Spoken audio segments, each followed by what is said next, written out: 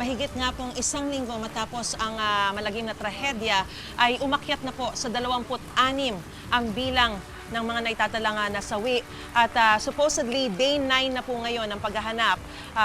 Although na suspend po muna temporarily, 10 pa po ang hinahanap ng mga responders. Para bigyan pa tayo ng karagdagang update, kaugnay nga po sa operasyon nila, makakapanayan po natin ng live si SFO1 Fulbert Navarro ng BFP Special Rescue Force. Magandang umaga po sa inyo, sir. Good morning po, ma'am. Alright, una po sa lahat, hingi po kami ng update.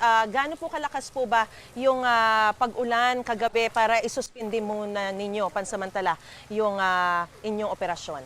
Yes, nakikita nyo naman po ngayon.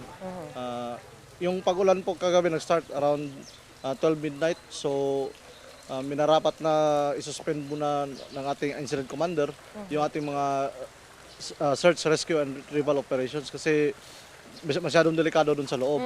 So as of now, meron tayong 26 total recovered cadavers, and then ongoing yung identification sa kanila for their identities with their families. And then meron tayong around 10 na lang ang nalalabi na missing pa, continue pa namin nahanap. Sir, nakita po namin dun sa mga videos, no, na talagang parang lumalaki pa yung uka doon sa bundok ng basura doon. Dito po ba sa pag-uulan sa buong Magdamag, medyo nakikita natin na may umuurong, bumabagsak pa mula doon sa tambak ng basura? As of now, we're still getting updates from the field engineers ng Prime Waste and sa mga sa 53rd Engineering din sa Army kasi sila yung nag-assess ng lugar kung safe pa ba. So kami as of now, we're still on standby. Nandun kayo sa site? Yes, nandun kami lahat sa site, suspended yung operations. Pero yung mga equipment namin, lahat nandun pa rin kami, malapit lang.